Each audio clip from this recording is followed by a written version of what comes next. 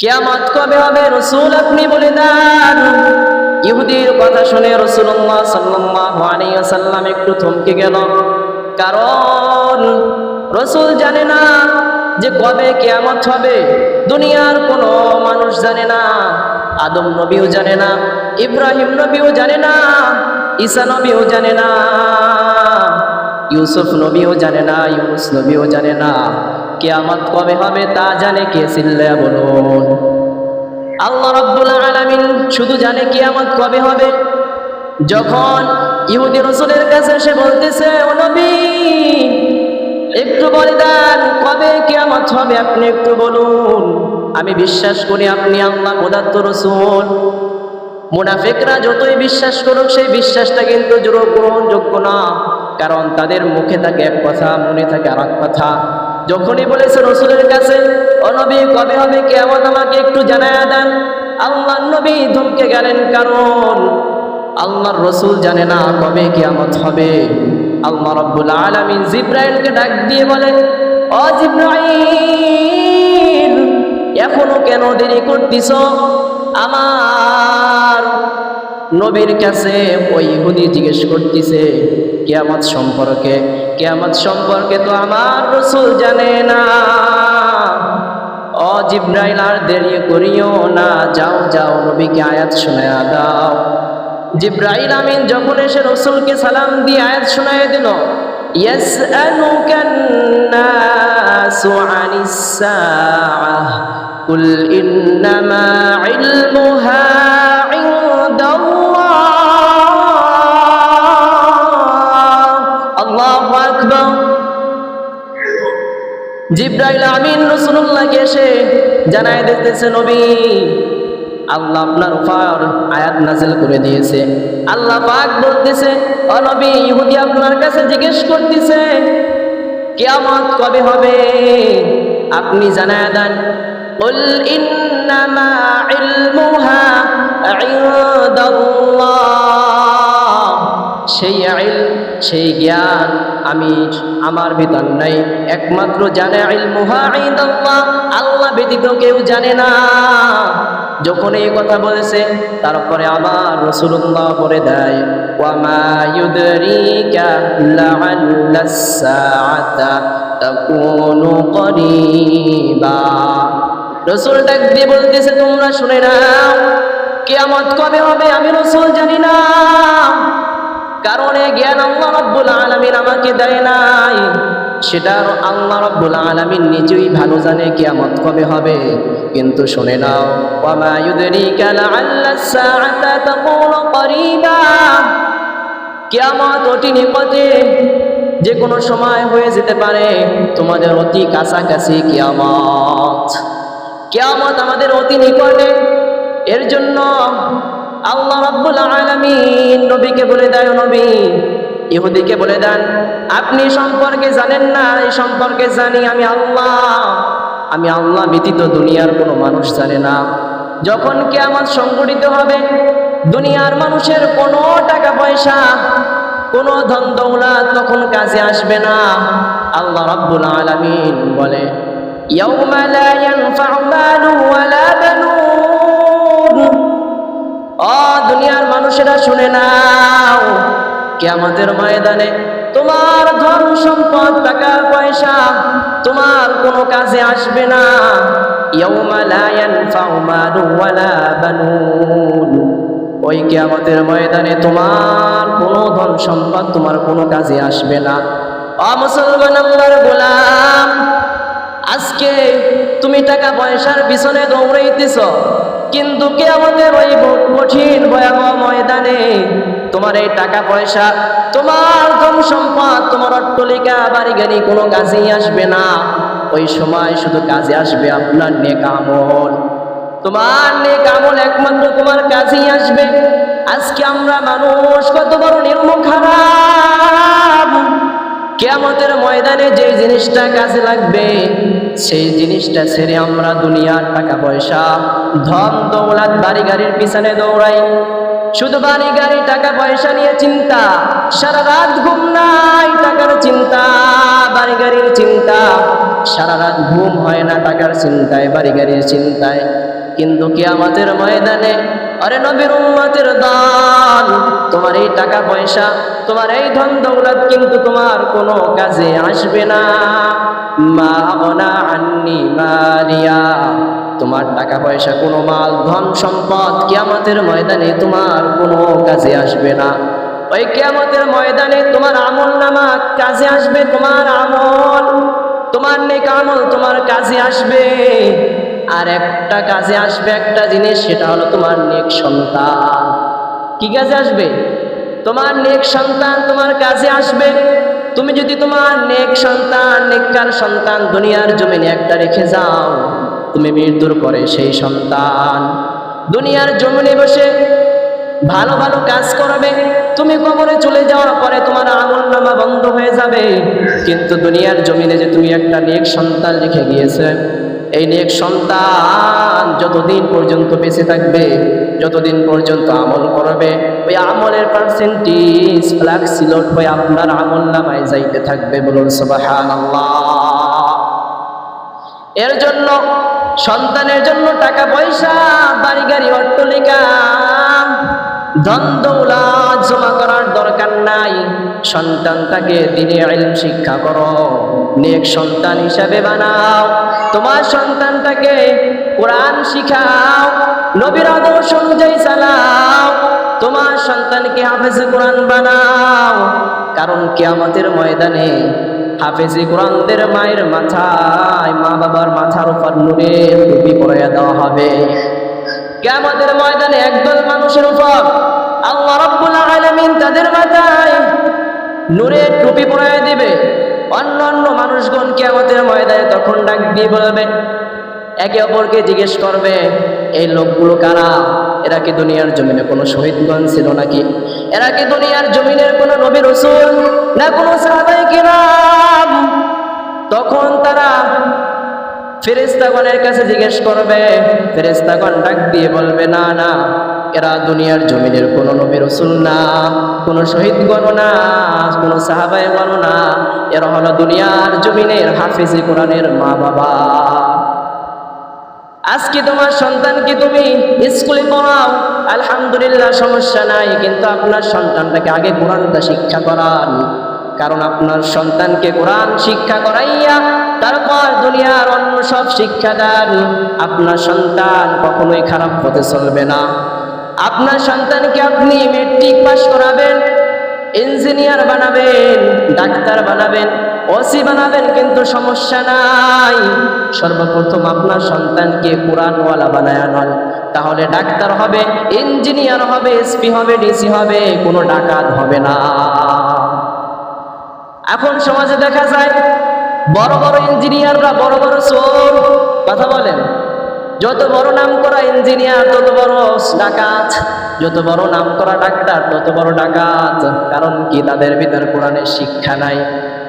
তার জন্য সন্তানদের জন্য টাকা পয়সা, ধন দৌলত, বাড়ি গাড়ি, অট্টালিকা রাখার দরকার নাই। সন্তানটাকে কোরআন পড়ায় যান, কোরআনটা শিক্ষা করান। আল্লাহ রাব্বুল আলামিন বলেন, মা আগনা আন্নি মালিয়া, কিয়ামতের ময়দানে তোমার ধন সম্পদ, তোমার বাড়ি গাড়ি, তোমার অট্টালিকা কোনো কাজেই আসবে না তোমার নেক আমল ছাড়া। ওরে নবীর উম্মতের দল, আজকে তোমরা নেক কাজের আশেপাশেও যাও না। মাইকে আজান হয় ফজরের সময়, তুমি ফজরের নামাজে না এসে ঘুমিয়ে থাকো। তুমি কাজ নিয়ে ব্যস্ত থাকো, ফজরের নামাজ জামাতের না পড়ে ফজরের নামাজ যদি ঘরে বসেও পড়তা তাহলেও তো আলহামদুলিল্লাহ ভালো হতো। তুমি কি করলা? ফজরের আজান শুনেছো, শুনে নামাজে না এসে ঘরে ঘরে নামাজ না পড়ে ঘুমায় থাকলা। সকালবেলা উঠে নাস্তা করে আবার কাজে লেগে গেলা। যেই বিনামাজি, এই বিনামাজিকে পশু পাখি পর্যন্ত পছন্দ করে না। যেরকম ভাবে একটা কুকুর সকালবেলা আল্লাহর কাছে শুকরিয়া আদায় করে বলে আলহামদুলিল্লাহ, আল্লাহ পাক ডাক দিয়ে বলে, ওই কুকুর, তোকে আমি কুকুর বানাইছি, তুই কেন আমি মালিকের, তুমি কেন আমি আল্লাহ পাকে শুকরিয়া আদায় করলি? কুকুর কুকুর ডাক দিয়ে বলে, আল্লাহ তুমি আমাকে কুকুর বানাইছো, শুকর বানাও না। একটা শুকর আল্লাহ রাব্বুল আলামিনের শুকরিয়া আদায় করে। শুকরকে আল্লাহ প্রশ্ন করে, শুকর তুই কেন শুকরিয়া আদায় করতেছিস আমি মালিকের? তোকে আমি একটা ঘৃণতম প্রাণী সৃষ্টি করেছি, শুকর সৃষ্টি করেছে, শুকর বানাইছি, তুই কেন আমি মালিকের শুকরিয়া আদায় করো? শুকর ডাক দিয়ে বলে, আল্লাহ তুমি আমাকে নিকৃষ্ট প্রাণী বানাইছো, শুকর বানাইছো, কিন্তু বেনামাজি বানাও নাই। এর জন্য বেনামাজি কত মারাত্মক খারাপ জানেন? বেনামাজি এরা কিন্তু জাহান্নামে যাইবে। বেনামাজি অনেক মারাত্মক। এর জন্য অনেক গজল আছে। কুকুর বলে আল্লাহর কাছে বানায়াছো কুকুর, বাড়ি বাড়ি ঘুরি আমি বেনামাজির মুখ যেন না দেখি। আছে না? না এরকম গজল আছে না একটা? এই বেনামাজিকে কোনো পশু পাখিও পছন্দ করে না। এর জন্য নামাজ পড়া লাগবে। আল্লাহ রাব্বুল আলামিন এর জন্য বলেছেন, মা আগনা আন্নি মালিয়া, কিয়ামতের ময়দানে বান্দা তোর কোনো ধন সম্পদ, টাকা পয়সা, বাড়ি গাড়ি, অট্টালিকা তোর কোনো কাজে আসবে না। তোর আমল, নেক আমল তোর কাজে আসবে। এর জন্য নেক আমল করতে হবে, 5 বেলার নামাজ আদায় করতে হবে, দিলের ভিতর আল্লাহর ভয় রাখতে হবে। কিরকম ভাবে ভয় রাখবা আল্লাহ রাব্বুল আলামিন সেটাও বলে দেয়, ওয়া মাইয়াত্তাকিল্লাহ, বান্দা তুই কাজে করবে তো সকল ক্ষেত্রে আমি আল্লাহকে ভয় করবি। তুই শুধু মুখে বলবি না, তোর দিলের ভিতর সকল সময় আমি আল্লাহ পাকের ভয় থাকবে। বান্দা তুমি রাস্তায় হাঁটবা, কিরকম ভাবে হাঁটবা সেখানেও তোমার আল্লাহর ভয় লাগবে। তুমি ব্যবসা বাণিজ্য করবা, সেখানেও আল্লাহর ভয় নিয়ে ব্যবসা বাণিজ্য করবা রে গোলাম। তুমি যদি আল্লাহর ভয় অন্তরে নিয়ে গিয়ে চলাফেরা করতে পারো, ওয়ামান ইয়াত্তাকিল্লাহ ইয়াজআল লাহু মাখরাজা, আল্লাহ রাব্বুল আলামিন কোরআনে বলে, কোন বান্দা যদি আমি আল্লাহকে ভয় করে রাস্তায় চলাফেরা করে, কাজ কর্ম করে, ইয়াজআল লাহু মাখরাজা, আমি মালিক বলে দিলাম ওই বান্দার যতই বড়ই না বিপদ আসুক না কেন, যত বড় বিপদ আসুক আমি মালিক ইয়াজআল লাহু মাখরাজা, তার সেই বিপদ থেকে উদ্ধার করার জন্য হাজার রকম পথ খুলে দেব। সুবহানাল্লাহ। এর জন্য আল্লাহর ভয় সকল সময় দিলের ভিতর রাখতে হবে। কারণ আপনি যতই বড় বিপদে পড়েন, আপনার ভিতর যদি আল্লাহ পাকের ভয় থাকে, আল্লাহ রাব্বুল আলামিন কোরআনে বলে দেয়, ইয়াজআল্লাহু মাখরাজা, কোন বান্দার দিলের ভিতর যদি আমি মালিকের ভয় থাকে, আর ওই বান্দা যদি যত মারাত্মক বিপদে পড়ুক না কেন, আমি আল্লাহ পাক ওই বান্দাকে উদ্ধার করার জন্য, ওই বিপদ থেকে বাঁচাই করার জন্য হাজার রকম পথ খুলে দিব। এর জন্য দিলের ভিতর আল্লাহর ভয় রাখতে হবে। গুনার কাজ করে ফেলেছেন, সমস্যা নাই, তওবা করার কি রাস্তা খোলা না বন্ধ? কথা বলতে হবে। তওবা করার রাস্তা কিন্তু খোলা, আপনার জন্য সকল সময় তওবার রাস্তা খোলা। ওই পাপী সব থেকে শ্রেষ্ঠ পাপী, ওই মানুষটা সব থেকে শ্রেষ্ঠ মানুষ, যেই মানুষটা গুনাহ করার পরে আল্লাহ রাব্বুল আলামিনের কাছে তওবা করতে 1 মিনিটও দ্বিধা করে না, আল্লাহ রাব্বুল আলামিনের কাছে ওই মানুষটা সর্বশ্রেষ্ঠ মানুষ।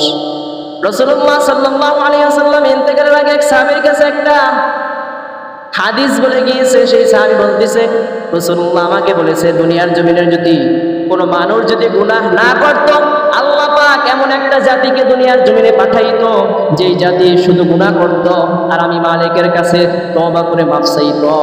কারণ আল্লাহ রাব্বুল আলামিন মাফ করতে অনেক ভালোবাসে। এর জন্য মাফ চাইবেন, আল্লাহর কাছে মাফ চাইবেন, যত বড়ই না গুনাহ হোক না কেন, আল্লাহ পাক আপনার গুনাহকে মাফ করার জন্য সকল সময় রেডি। ওয়া মান ইয়াত্তাকিল্লাহ, আল্লাহর ভয় নিয়ে সকল সময় চলাফেরা করতে হবে। আল্লাহর ভয় দিলের ভিতর থাকতে হবে। গুনাহ হয়ে গেছে, সমস্যা নাই, আল্লাহকে ভয় করে, আল্লাহর জাহান্নামের আযাবকে ভয় করে, আল্লাহর কাছে কান্নাকাটি করে তারপর আল্লাহর কাছে মাফ চাইবেন। কিরকম ভাবে? খলিফা ওমর, অর্ধজাহানের খলিফা, খেলাফতের দায়িত্ব তার কাছে। হঠাৎ একটা মহিলা এসে আওয়াজ দিতেছে,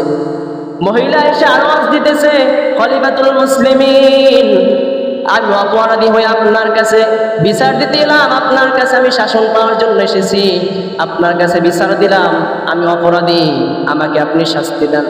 খলিফাতুল মুসলিমিন ডাক দিয়ে বলতেছে, ও মহিলা, তুমি নিজে অপরাধ করেছো, আবার এসে স্বীকার করতেছো, কি এমন অপরাধ করেছো যে অপরাধের শাস্তি তুমি পেতে চাইতেছ? তখন ওই মহিলা ডাক দিয়ে বলতেছে, খলিফাতুল মুসলিমিন, আমি মারাত্মক বড় গুনাহ করে ফেলেছি, আমি জিনা করেছি, জিনা করার পরে আমার পেটে অবৈধ বাচ্চা চলে এসেছে, খলিফাতুল মুসলিমিন আপনি আমার বিচার করেন, আমি চাই দুনিয়ার জমিনে আমাকে ফাঁসি দিয়ে দেন, কারণ আমার দিলের ভিতরে আল্লাহর ভয়। মৃত্যুর পরে যদি আল্লাহ পাক কিয়ামতের ময়দানে আমাকে যদি কাঠগড়ায় দাঁড় করে জিজ্ঞেস করে সেখানে কি উপায় হবে?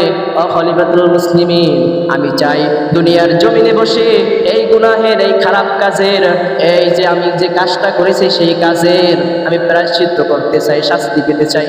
খলিফাতুল মুসলিমিনের কথা শুনে এখন খলিফাতুল মুসলিমিন ওই মহিলাকে শাস্তি দেওয়ার জন্য জল্লাদকে আদেশ দিল।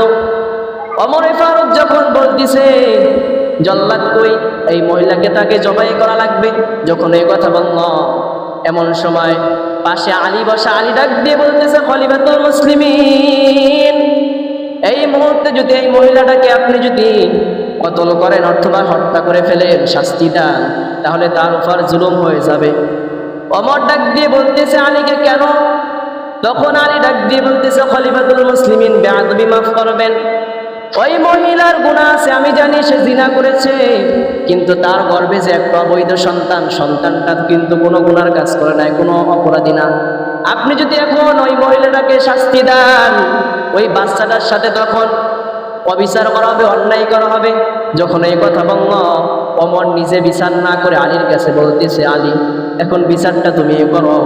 আলী ডাক দিয়ে বলতেছে মহিলাটাকে, ও মহিলা তুমি বাড়ি যাও, নিশ্চিন্তে খাও, নিশ্চিন্তে ঘুমাও, যখন দুনিয়ার জমিনে তোমার সন্তান আসবে, যখন সন্তান নিজের বুঝ দিয়ে চলতে পারবে, তখন তুমি আদালতে আসবা, তখন তোমার বিচার হবে, সন্তানের উপর বেইনসাফি হবে না, সন্তানের উপর জুলুম হবে না। এই কথা শুই না ওমর একটা ডাক দিয়ে বলতেছে, ওমর ডাক দিয়ে আলীকে বলতেছে আলী আজকে যদি আলী তুমি না হইতা আমি ওমর ধ্বংস হইয়া যাইতাম। ওই মহিলা কিন্তু আল্লাহকে ভয় করে তারপরে বিচারের জন্য খলিফাতুল মুসলিমিন ওমর ফারুকের কাছে গিয়েছে, এর নবীর উম্মতের দল, এখন আপনি গুনার কাজ করেছেন, আপনার মনে যদি আল্লাহর ভয় নিয়ে আল্লাহর কাছে যেহেতু তওবা করেন, আল্লাহ পাক আপনাকে কিন্তু পরিপূর্ণ মাফ করে ইমানদার হিসেবে কবুল করে নেবে। ইয়াউমা লা ইয়ানফাউ মালু ওয়ালা বানুন, কিয়ামতের ময়দানে বান্দার কোনো টাকা পয়সা, মাল, ধন সম্পদ কোনো কাজে আসবে না, তার নেক আমল শুধু কাজে আসবে, আর নেককার সন্তান কাজে আসবে। এর জন্য নেক আমল করতে হবে, দুনিয়ার কাজকর্ম করেন তার আগে আল্লাহর কাজটা ঠিক করেন, নেক আমল করেন, আল্লাহর দেওয়া শর্ত অনুযায়ী চলেন। আল্লাহ রাব্বুল আলামিন কোরআনে বলেন, বান্দা তুই যদি নেক আমল করো আর নিজে যদি ঈমান আনতে পারো, ইন্নাল্লাযীনা আমানু ওয়া আমিলুস সালিহাত, এ বান্দা তুই যদি ঈমান আনো, আমলে সলে করতে পারো, কানাত লাহুম জান্নাতুল ফিরদাউসি নুজুলা, আমি কথা দিলাম বান্দা আমি তোকে জান্নাতে ফিরদাউস তোর জন্য নির্ধারিত করে দিব। এর জন্য নেক আমল করতে হবে, সাথে সাথে ইমানকে মজবুত করতে হবে। আল্লাহ রাব্বুল আলামিন নেক আমল করার জন্য বলেছে আর ইমানকে খাঁটি করার জন্য বলেছে। কোন বান্দা যদি ইমান নিয়ে নেক আমল নিয়ে মৃত্যুবরণ করে, আল্লাহ পাক বলে কানাত লাহুম জান্নাতুল ফিরদাউসি নুজুলা, তার জন্য আমি জান্নাতুল ফিরদাউস নির্ধারিত করে দিলাম। খালিদিনা ফিহা লা ইয়াবগুনা আনহা হিওয়ালা, যেই জান্নাতে একবার প্রবেশ করার পর বান্দা তোকে আর কখনোই জান্নাত থেকে বের করব না। যে একবার জান্নাতে প্রবেশ করবে তাকে আল্লাহ পাক কখনোই আর জান্নাত থেকে বের করবে না।